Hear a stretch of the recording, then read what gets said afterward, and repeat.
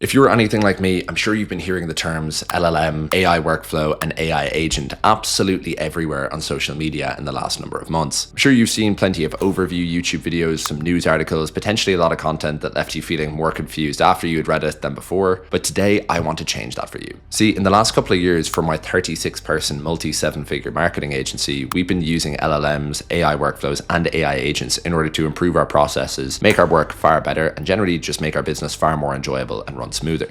I'm going to show you 5 AI systems that we've built that we use every single day in our marketing agency. 3 of these are AI agents and 2 of these are AI workflows. I'm going to explain what these are in just a sec. And they have been absolutely instrumental in us increasing our client count by about 50% in the last 16 months, with our headcount only going up by a couple of people. Our team is also far happier day to day because they spend far less time doing things which are monotonous and doing more things which are creative. And the quality of our work has actually increased from us implementing these systems. So before we get into the AI agents and workflows I'm about to show you, I need to talk to you about the 3 levels of AI that you need to understand. The first level is going to be something that you're all familiar with, which is a large language model such as GPT-4 or Claude. These systems can understand and generate text through a very cool process. They are essentially machine learning algorithms that have been trained on an incomprehensibly large amount of text, basically a huge chunk of the internet, such as blogs, articles, books, and so on. And basically, after analyzing billions of parameters, they look to predict the next word in any body of text. We then go back through a process called backpropagation, where we can tell the AI if its prediction was correct or not. It then tunes that dial. And then after we go back and do this millions, even billions of times, the AI gets far better at guessing and predicting the next word through all the statistical patterns that it's given, where it can basically approximate something looking like fluency. So a razor on what an LLM is a machine learning algorithm that's been trained on a ton of text, then looks for statistical patterns inside the text to be able to predict the next word in any body of text. Sorry if it doesn't seem as magical after that definition as before, but I do want to give you guys the clearest definitions possible. While these LLMs are amazing for brainstorming, for getting ideas, for generating text, or for understanding large amounts of text such as transcripts from YouTube videos or from calls, we can already see the major limitation here. These LLMs can only respond to what you ask them. They can't actually go out and take actions in the real world. They are inherently reactive, which then leads us into what an AI workflow is. This is where things actually start to get interesting. An AI workflow connects LLMs to other tools and data sources and gives it a route and a set of actions to take one after the other so it can achieve a specific goal within a very specific context. For instance, it could look through all of your Slack messages for the day and give you a list of action items which you may not have gotten through in the day in the evening. It can connect to your Google Calendar, see if you have any vacancies there and schedule new appointments. These are very specific, predefined, on the tracks objectives. Level 3 then represents AI agents, which, unlike workflows which follow very specific predefined paths, an agent can actually take decisions, go a little bit off-piste, solve problems, and adapt the approach it takes without human intervention. We are now very much getting somewhere. AI agents are sort of like having an AI employee who can handle processes from start to finish and make judgment calls all along the way. With these 5 systems that I'm about to show you, you're going to be able to see what is an agent and what is a workflow after this definition. You'll be able to see why it isn't actually that scary. I'm going to show you for all of these systems exactly what tools we use and how we set them up, and really, most importantly, show you the real business impact that they've had for us. So let's dive in and take a look at these 5 systems that we're using to run a multi-7-figure marketing agency in 2025. Okay, so taking a leaf out of my friend Liam's book and just covering all of these before we go into these, we have 5 builds here. I'm going to show you exactly how these work here so you can see roughly what these do. Just so you can see there's something beneath all of these cards, which we'll go into it. This one here is top secret, but we'll get into it all now. So the first agent that we're going to talk about here is an SDR and lead qualifier agent. This one has been transformational for me on the marketing and sales side for my agency, because what happens is before each sales meeting, an AI agent scrapes the prospect's info across their website, their LinkedIn, some other places, and basically updates the CRM and gives me an update in Slack of a couple of things which would be relevant to talk about on our call. I come into every single sales meeting that I have super well researched. I'm able to say intelligent things to the brand and able to build a ton of rapport, which ultimately brings up our close rate and ultimately helps us grow the business more. So we're going to use a tool called Lindy AI here, and I'm going to walk you guys through the process very, very quickly. We can see our agent here. We can see it's all fine and fancy. We can see that we scrape their LinkedIn, we find their website and go through Crunchbase, and we extract all of this info so we can then update them in close.com, which is the CRM that we use at our agency, and then can also send me a sales prep alert message in Slack before the meeting. So we can go here, right? The first process, this is basically how it works, and you can look at our definition and see how this agent works all the way down. We determine first if it's a sales call by parsing out some text in the event name. The agent scrapes LinkedIn, scrapes their website, sends notes to the CRM, and sends sends me a Slack message. This basically saves me hours. It saves an SDR on our team hours as well in terms of the work that he has to do updating the CRM. It's essential work, but it's just not something that a highly skilled human being such as that team member should be doing. So now he's able to work more so on our strategy in terms of long-term follow-ups with leads, our outbound strategy, and different things like this. So basically, you can see the human is not replaced, but the manual stuff that they're doing, which they probably dislike and probably ruins their day in many respects, is now off their plate, and they can do the things which really matters, the big levers and moving those. So let's come in here and I'll show you guys roughly how you build this agent. So a calendar event starts and we have this kind of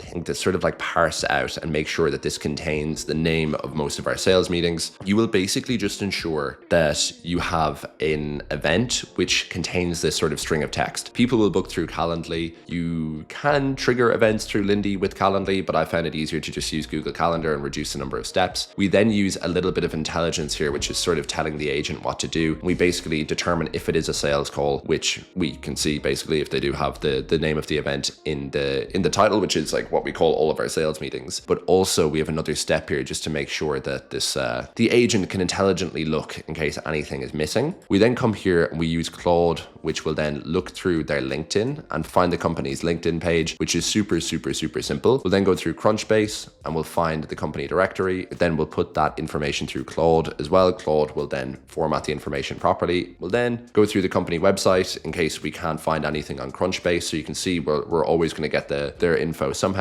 Finally, we'll go through the company website info. That'll be extracted once we get onto their website. And then the cool thing is we're going to update this lead in close.com CRM. Really love that CRM. It's really fantastic. And finally, we're going to send a sales prep alert. So I'm going to show you guys roughly what this looks like. So as we come into this person, we can see here, this lead is now updated in the CRM really clearly.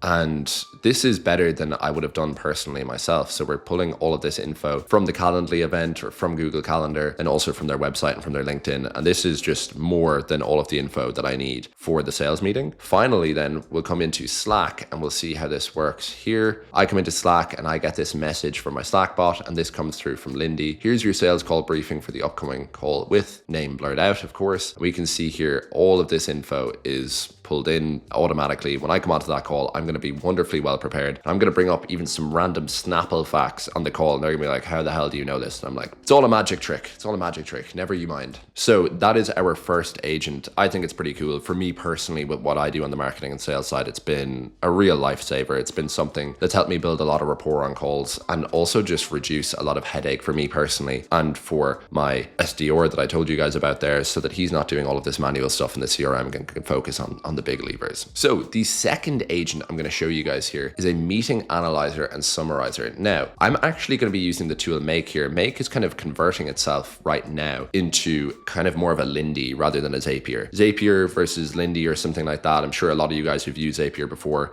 The thing that Lindy does that Zapier doesn't is it's better at connecting to external tools and adding intelligence at each point, right? So Zapier is not really going to use like a web scraper and basically give me all of that info right there. I think potentially in future, they're probably scrambling to add those features, but Make as a company, Make is doing some incredible work in this space. I know it's not strictly an AI agent tool such as Lindy or Gumloop or something like that, but I consider it an AI agent tool. So the meeting analyzer and summarizer, we have around 60 active clients. We have 35. I actually got that wrong in the intro. I think we have 36 team members as of yesterday because we just hired a new designer yesterday. So I got that wrong. I can't be on every meeting, right? So nor can my co-founder, but we still need to know what's going on with each client at each time. So we use this agent to go through call recordings and transcripts. We use Firefly's AI for this. And then we run a sentiment analysis, and we also run an analysis of all of the action items from that call, right? So before we go through the rough process here, I'll just show you guys this fancy smancy workflow here in Make where you can see couple of different things. I'm going to show you guys how we add intelligence at each step and also how we sort of loop back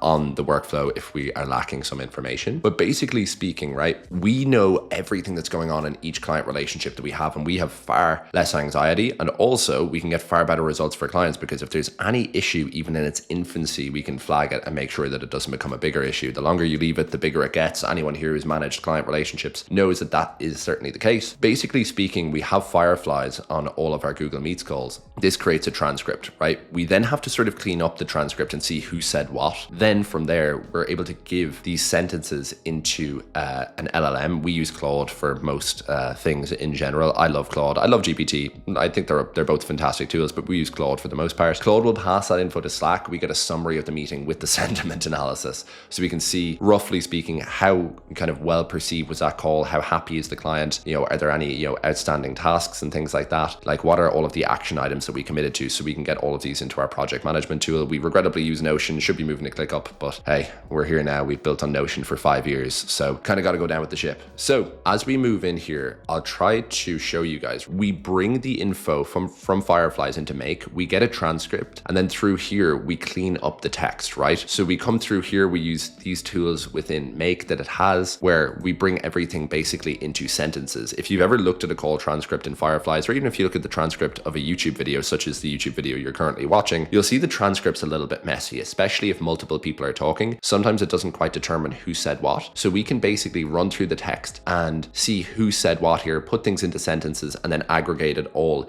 into one body of text. So we parse out all the text, turn it into individual sentences, and then we bring all of the text and sort of aggregate the text together. From here, we have a prompt that we use in Claude, and we get a meeting sentiment analysis deep dive. This is something we've been building for a number of our clients for our AI agency who run agencies themselves. Big thing they need is oversight over all of their client relationships. You can see, I'll keep this somewhat quick, but you can see that we have a full long ass prompt here that we put things into, that we take all of the information that we've gotten from Fireflies, put it into Claude alongside this prompt. This then creates a Slack message which goes into a channel that we have, a Slack channel that we have. From here, we wait 25 seconds. So we have a little kind of delay here in the workflow. And then here we run through an action items summary, right? So we go through first, what's the sentiment analysis? What was said on the meeting? How are things going with that particular relationship? Then afterwards, we kind of go through the text again. But we don't go through the text again. The text has been pulled out into sentences and then aggregated into one body of text. We run through a separate prompt with Claude. So we're then able to look at an action items analysis, and then we send that into Slack. I will quickly show you guys how this works here within Slack.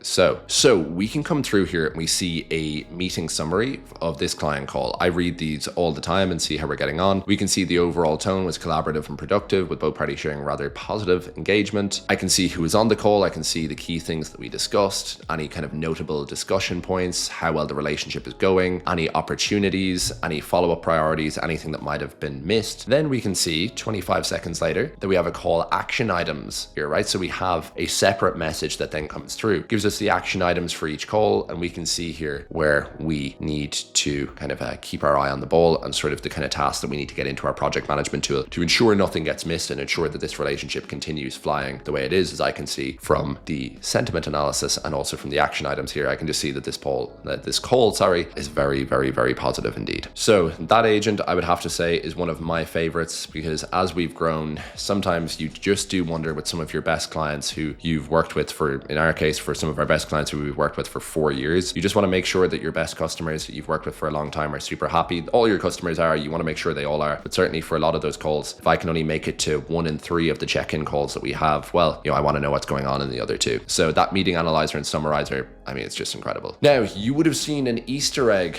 in the beginning of this video of this kind of top secret agent here. Look at these very frightening emojis. Well, you can see here, this agent, this is something that I'm going to blur out a lot of the system instruction for. If you want to join our school group, you can join in the description below. We can share with you guys more of how we make these agents. But this agent, as I'm going to show you, is a copywriting agent. Now, a huge part of what we do at my agency is copywriting. And really, as we've kind of noticed, what we do for all of our clients, about 60 odd clients that we have, the biggest lever is not necessarily copy. The biggest lever is really strategy, and it's determining what we send and to who. So we run an email marketing agency, and it's really determining what kind of communication are we going to send to which pockets of the CRM. That's really the biggest thing that we're trying to determine in each month. And then also with the automations, what kind of tests do we want to run? What do we want to be getting better at? How do we want to sub-segment our flows? Yes, the copy is very important. It's a hugely important part of it. it. But as you would have seen in the first video that I posted on this channel, I gave you guys an example of how our team, our strategists, have basically cut down the amount of time they're spending on copywriting tasks by like 40 or 50%. This enables them to go a lot deeper on strategy. When you actually think about it, this isn't the highest leverage thing here. The word organization is not the highest leverage thing. The kind of abstract thinking of what we're going to send and to who is the highest leverage thing in our case. So this enables our team to kind of put more of their time into that. The tool that we're going to use here is TypingMind. I wish they had an affiliate scheme, so I put about 50 people onto this platform. But the reason we use TypingMind is basically because we have a big team. You can just use like typical Claude. I would recommend using Claude for any of this kind of writing tasks if you don't have a team, if you're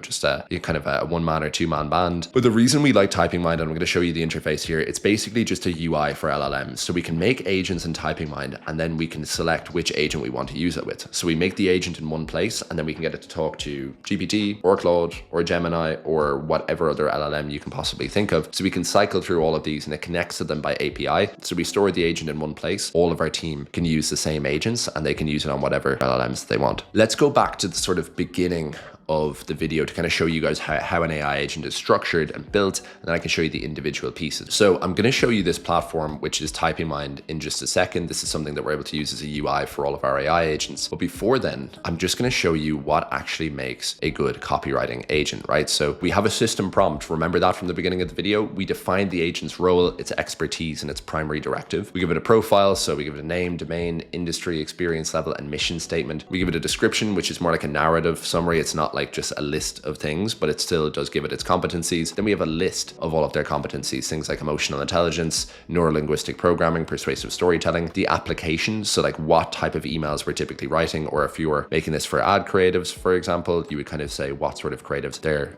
making. Are they making long form video creatives? Are they making UGC creatives? Are they making BSLs? Are they making statics? Whatever it might be. We then have the tone of the agent, which is how it should sound, how it should format all of the outputs. We have competence maps, like these sorts of things here, just like things we'll put into the agent like that. Then we have kind of information slots, so like about your business. If you can give the agent as much context as possible on your business, it will be able to give the best outputs possible. Remember, we need to give it a contextual memory. We then have additional resources, brand guidelines, personas. We have project details, ethical considerations, these instructions and examples, and training materials. So I will jump over to this platform here. You can see this is TypingMind. Wish they had an affiliate scheme. God, it's a good platform, but yeah, they did get rid of their affiliate scheme. And I'm actually going to show you a bot that I have used with all of these examples to basically give me the best copywriting outputs possible. So the agent that I will show you guys is the KMH YouTube Writer Agent. So the main channel that we have is, of course, for email marketing content, which is called Connor from Kensington Media House. That's our agency. We abbreviate it as KMH. And you can see here that I've basically trained this on a lot of our YouTube videos, so that I can make YouTube videos in a far shorter amount of time. I can ensure that they all sound like me, and that I can hopefully help a very dry topic of email marketing for e-commerce brands to sound a little bit less dry, right? So we come in here, and first I have a system instruction, right? So I have, you're an engaging and charismatic content creator inspired by Connor from Kensington Media House's style. Please allow me, right? I made this in private, so please allow me a bit of self-aggrandizement. We have, your tone is friendly, conversational, and enthusiastic. You speak with energy, passion, and humor when explaining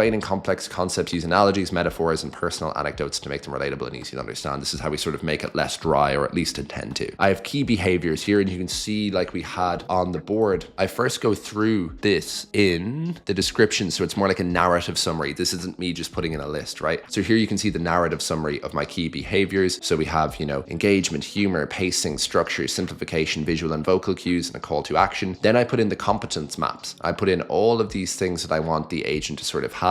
So we have the competence maps here, and finally this all is put into a final command, which is that your goal is to entertain and educate, making complex ideas feel fun and accessible. Now, we then have a knowledge base, which is going to be training files that I've uploaded. So we have all of these training files. These are videos whose transcripts I have basically uploaded to this bot to give it as much context as humanly possible. When I then write with the bot, it's kind of bizarre. It sounds exactly like me. It's a little bit frightening almost in some respects, but ultimately, I have to direct the bot. This is essentially just to help me use certain analogies. It's to help me, keep a sort of house style in terms of how I speak and how I express myself, and just enables me, when I pick a topic and I pull through loads of examples of what we're currently doing for clients, I'm basically able to kind of produce more videos, make sure I can keep up with the output of one a week, which is what we're trying to do for the agency. Just make sure the quality is kept high, so I'm not, rushing and doing all of the heavy lifting myself. Okay, we have been through 3 pretty cool AI agents, and I am now very, very excited to get you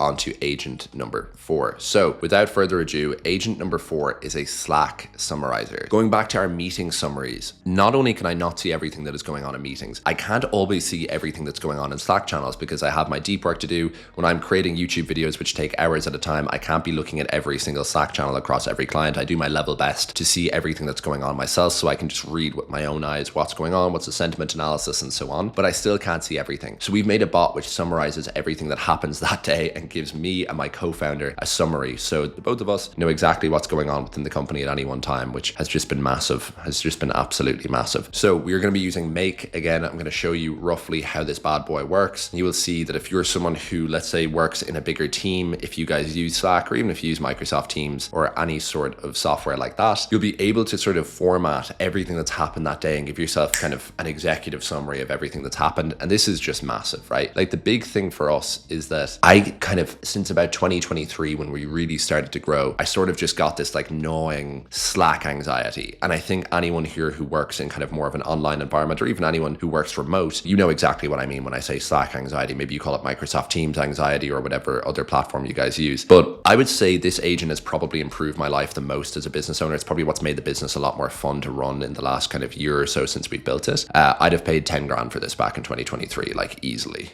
if someone showed me how this worked. So we connect Slack to Make, and then we use some of Make's own tools to format the incoming data. So Make has kind of tools available to it, much like Lindy does, has its own sort of inbuilt tools. This then gets aggregated and formatted in Make, and we send the text to Claude. Once again, we take all of this text, we want to kind of parse out all of the individual lines of text, then we aggregate it into one body of text. We then send it to Claude with a specific prompt, and then this gives us, a summary back to us in Slack of everything that happened that day. We'll be able to direct you far more on this if you join the school group. In the description, we'll be able to show you all of these systems. Our goal here is basically to give life-changing AI education to people, and really I want to maximize the benefit conferred to humanity by AI and minimize the downside. I really think that starts with education. As you can see from the beginning of the video, I think when you're educated on what all of these terms mean in simple terms where it's signal and not noise, it's actually not that scary. Join the school group, basically is what I'm saying. The output comes to us in a channel every single day. We can read it, review it, and watch out for any potential red flags with our client relationships. Once again, I think we've had the most interest for this. We're building this out for a number of clients who run agencies right now.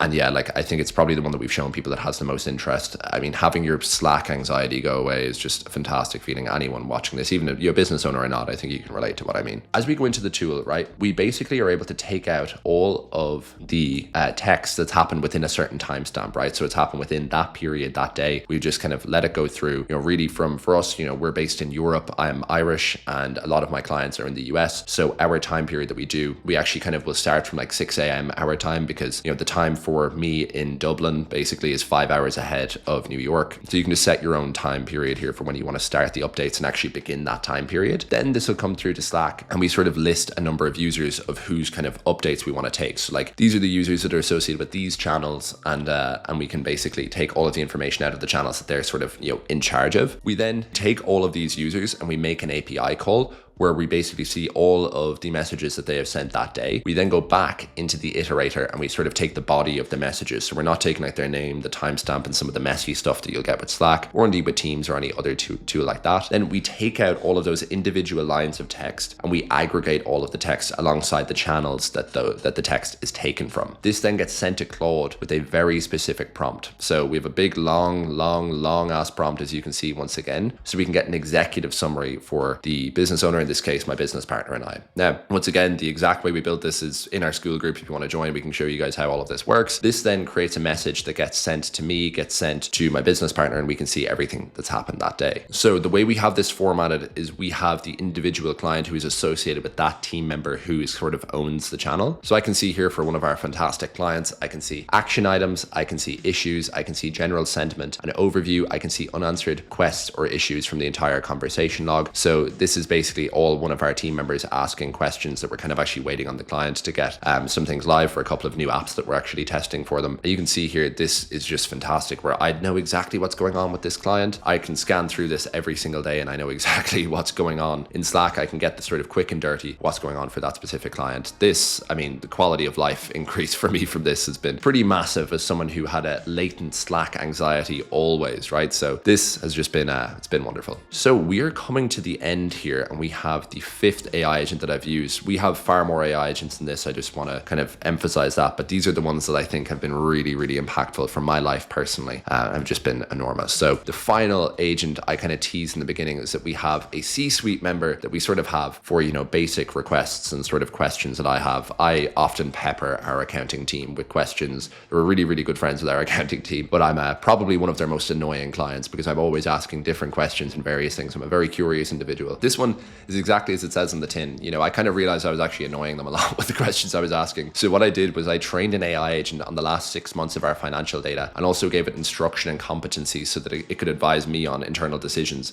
You know, just small things. Once again, I need to emphasize this one is a dangerous one. I am not a financial professional. I want to really emphasize that. I'm not an accountant. I'm not a CFO. I'm not a you know, any sort of, you know, financial professional, but this is just structured much like the copywriting agent that I showed you guys. And because I've showed you guys that, I can just run quickly and then show you, you know, how I've kind of built out this agent quickly. And then I'll show you me talking to the agent. It's really amazing. Like, you get updates and insights on your books, you see around corners and you plan ahead. So you can just ask very basic things, right? Some questions need to be answered right away. You know, let's say you're working with your accounting team, they're busy and, you know, they have a lot of clients and, you know, they might not be able to answer that for you right there and then. And it's something that you're just working on, your inflow. You might be working on a new kind of model for your business and kind of ways you can optimize. It's also very good for personal financial planning and candid conversations about company goals, where you can sort of ask it questions that are very sensitive and you sort of, you know, like once again, I said, we love our accounting team, but you don't ever feel judged because you're just talking to a robot. You don't ever feel like you're asking some crazy questions. I actually remember asking Seamus, this is a funny question, back in 2022. I remember asking him, I was like, you know what, I'd love to get a van. I remember asking him this question and he just looked at me on the call and he was like, Connor, why would you need a van for email marketing? I was like, yeah, so it can't be expensed. He was like, no, obviously not. It cannot be expensed, Connor, of course. And I was like, all right, cool. Like, I could have just asked the bot that and saved myself the embarrassment of him thinking, what kind of an idiot do I have on the books here? Some absolute muck on the books with this chap asking me questions like this all the time. But yeah, this bot can just ask you,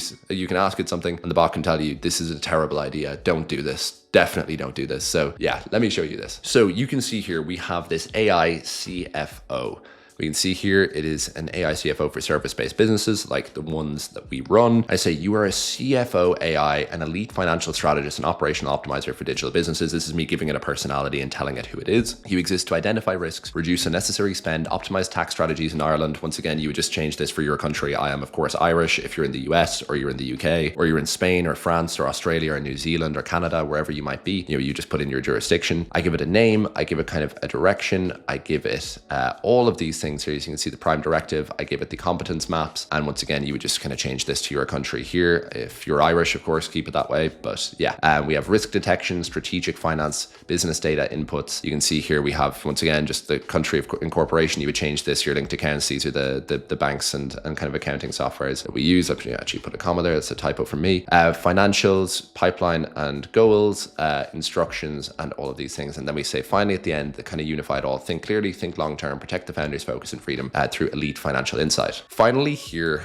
I have basically a ton of data that I've given it. So I've actually kind of given it zero data for our income statement and for our balance sheet. I've then given it kind of the tracker that I personally use. So I have one we've kind of built internally that's been really, really fantastic for kind of giving us an oversight. It's actually the one that we use with kind of our CFO team just to kind of make decisions with them. And the accounting team I was kind of speaking about. Then I have a churn and acquisition overview from like Source, you know, of both of those. Thankfully, you know, our churn is extremely, extremely low and always has been, but still you just want to put things like that in there so you can give the bot as much context as possible. So let's actually show you what this bot says in some of its responses. So I'm going to go for a new chat. It is with Claude Sonnet 4, and I'm going to say, what are some of the biggest mistakes you see digital agencies make with there. Finances. Let's see what it says here. Yeah, agree with all of this. Yeah, gosh, I definitely agree with all of that. Yeah, this is actually all gospel. This is all pretty true.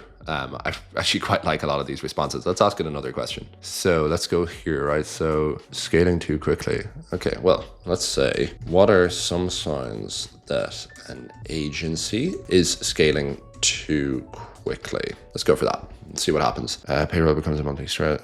Yeah, would agree with that. Would definitely agree with this. You need to be rejecting a lot of clients. Make sure that you're kind of taking on clients that really fit your ICP. Borrowing, never done that, thankfully. Completely agree with this. We definitely thank God for that. AI has sort of helped us a lot in this respect.